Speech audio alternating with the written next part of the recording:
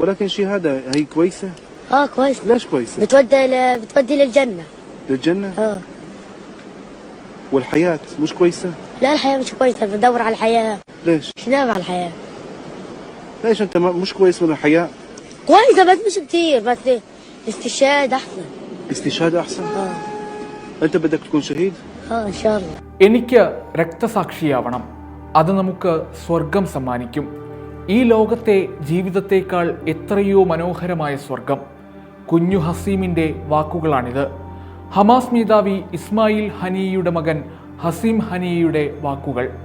കുഞ്ഞായിരിക്കെ 30 വർഷം മുൻപ് ഒരു ഇസ്രായേലി മാധ്യമപ്രവർത്തകന് നൽകിയ അഭിമുഖത്തിലായിരുന്നു കുഞ്ഞു ഹസീമിൻ്റെ പ്രതികരണം. എത്രയും പെട്ടെന്ന് തൻ്റെ യുവത്വം അവസാനിക്കും മുമ്പ് രക്തസാക്ഷിത്വം പുൽകണം എന്നായിരുന്നു ഹസീമിൻ്റെ ആഗ്രഹം. അവൻ്റെ പ്രാർത്ഥനയ്ക്കുത്തരം പോലെ കഴിഞ്ഞ ദിവസം ഈദുൽ ഫിത്തർ ദിനത്തിൽ അവൻ രക്തസാക്ഷിയായി. അന്നത്തെ അഭിമുഖത്തിൻ്റെ ഭാഗം ഇപ്പോൾ സോഷ്യൽ മീഡിയയിൽ പ്രചരിക്കുന്നുണ്ട്. ചിരിച്ചുകൊണ്ടാണ് മാധ്യമപ്രവർത്തകൻ്റെ ചോദ്യങ്ങൾക്ക് അവൻ മറുപടി നൽകുന്നത്. ഈ ലോകത്തെ ജീവിതം നല്ലതല്ലേ എന്ന് ചോദിക്കുമ്പോൾ രക്തസാക്ഷിത്വത്തേക്കാൾ മഹത്തരമല്ല എന്നാണ് ആ കുഞ്ഞുബാലൻ പറയുന്നത്. പെരുന്നാൾ ദിനത്തിൽ ഗസ സിറ്റിക്ക് വടക്ക് പടിഞ്ഞാറുള്ള ഷാദി അഭയാർത്ഥി ക്യാമ്പിൽ ഇസ്രായേൽ സൈന്യം നടത്തിയ വ്യോമാക്രമണത്തിലാണ് ഇസ്മായിൽ ഹനിയയുടെ മക്കളും പേരക്കുട്ടികളും കൊല്ലപ്പെട്ടത്. കുടുംബം സഞ്ചരിച്ച വാഹനത്തിന് നേരെ വ്യോമാക്രമണം നടത്തുകയായിരുന്നു. ഹനിയയുടെ മക്കളായ ഹസീം, ആമിർ, മുഹമ്മദ് എന്നിവരും 4 പേരക്കുട്ടികളുമാണ് വധിക്കപ്പെട്ടത്. ഈദ് ദിനത്തിൽ ബന്ധുവീടുകൾ സന്ദർശിക്കുന്നതിനിടെയായിരുന്നു ആക്രമണം. ഏറ്റവും പ്രിയമേറിയവർക്ക് നേരെ ആക്രമണം അഴിച്ചുവിട്ട് അവരെ കൊന്നൊടുക്കി ഞങ്ങളിലെ വീര്യം തകർക്കാമെന്ന് നിങ്ങൾ ധരിച്ചെങ്കിൽ നിങ്ങൾക്ക് തെറ്റി. ഓരോ രക്തസാക്ഷിത്വവും ഞങ്ങൾക്ക് പകർന്നു തരുന്നത് 10 മടങ്ങ് കരുത്തും ഊർജവുമാണ്. പൊന്നുമക്കളുടെ രക്തസാക്ഷിത്വത്തിൻ്റെ മുന്നിൽ നിന്ന് ഹമാസ് മേധാവി ഇസ്മായിൽ ഹനിയ പ്രതികരിച്ചത് ഇങ്ങനെയാണ്: രക്തസാക്ഷികളുടെ രക്തത്തിൽ നിന്നും പരിക്കേറ്റവരുടെ വേദനയിൽ നിന്നും ഞങ്ങൾ പ്രത്യാശകളാണ് സൃഷ്ടിക്കുന്നത്, ഞങ്ങളുടെ ഭാവിയാണ് സൃഷ്ടിക്കുന്നത്, ഞങ്ങളുടെ നാടിനും ജനതയ്ക്കുമുള്ള സ്വാതന്ത്ര്യമാണ് സൃഷ്ടിക്കുന്നത്. ഏതൊരു പിതാവിനെയും ഉലച്ചുകളയുന്ന ആ ദുരന്ത വാർത്തയിലും ഒട്ടും തളരാതെ അദ്ദേഹം പ്രതികരിച്ചു. പ്രിയപ്പെട്ടവരുടെ മരണം ഒരു പോരാളിയെ ഒട്ടും തളർത്തില്ലെന്നതിൻ്റെ നേർസാക്ഷ്യമായിരുന്നു ലോകം കണ്ടത്. 60 പേരാണ് ഹനിയയുടെ കുടുംബത്തിൽ നിന്ന് രക്തസാക്ഷികളായിട്ടുള്ളത്. വെടിനിർത്തൽ ചർച്ചകൾ വഴിതിരിച്ചു വിടാനായിരുന്നു ഈ ആക്രമണമെന്ന് അന്ന് നിരീക്ഷകർ വിലയിരുത്തിയിരുന്നു.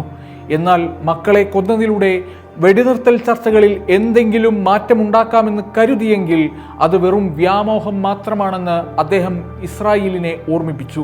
എൻ്റെ മക്കളെ ലക്ഷ്യമിട്ടതുവഴി വെടിനിർത്തൽ ചർച്ചകളിൽ ഹമാസിൻ്റെ നിലപാടുകളിൽ മാറ്റമുണ്ടാക്കാമെന്നാണ് ഇസ്രായേൽ കരുതുന്നതെങ്കിൽ അവർക്ക് തെറ്റി. ആ ധാരണ വ്യാമോഹമാണ്. ഫലസ്തീൻ ജനതയുടെ മക്കളുടെ രക്തത്തേക്കാൾ മഹത്തരമല്ല എൻ്റെ മക്കളുടെ രക്തം. ഫലസ്തീനിലെ എല്ലാ രക്തസാക്ഷികളും എൻ്റെ മക്കളാണ്. ബന്ധുക്കളെയും വീടുകളെയും ഇസ്രായേൽ ലക്ഷ്യം വെച്ചാലും ഫലസ്തീൻ നേതാക്കൾ പോരാട്ടത്തിൽ നിന്ന് പിൻവാങ്ങില്ലെന്നും ഇസ്മായിൽ ഹനിയ പറഞ്ഞു. വിവരമറിഞ്ഞയുടനെ അള്ളാഹു അവർക്കുമേൽ കരുണ ചെയ്യട്ടെ എന്ന് മക്കൾക്കായി പ്രാർത്ഥിച്ച അദ്ദേഹം തൻ്റെ ഭൂമികയിൽ കർമ്മനിരതനാവുകയും ചെയ്തു. പിന്നിട്ട കുറേ കാലമായി ഹമാസ് രാഷ്ട്രീയകാര്യ മേധാവി എന്ന നിലയിൽ ചർച്ചകളിലും നയതന്ത്ര നീക്കങ്ങളിലും ആർജവത്വമുള്ള ഫലസ്തീൻ ശബ്ദമായി മാറുകയാണ് അടിമുടി പോരാളിയായ ഇസ്മായിൽ ഹനിയ. ഫലസ്തീൻ പ്രതിരോധ പ്രസ്ഥാനത്തിൻ്റെ മുന്നണി പോരാളിയായി മാറിയ ഇസ്മായിൽ ഹനിയക്കെതിരെയും മുൻപും പലതവണ വധശ്രമങ്ങൾ നടന്നതാണ്.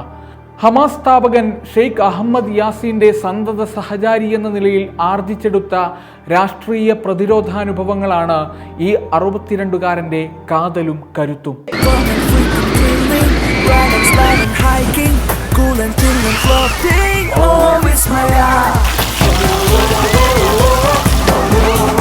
ഉല്ലാസം വാനോളം വിസ്മയ അമ്യൂസ്മെന്റ് പാർക്ക് പറശ്ശിനിക്കടവ്, കണ്ണൂർ.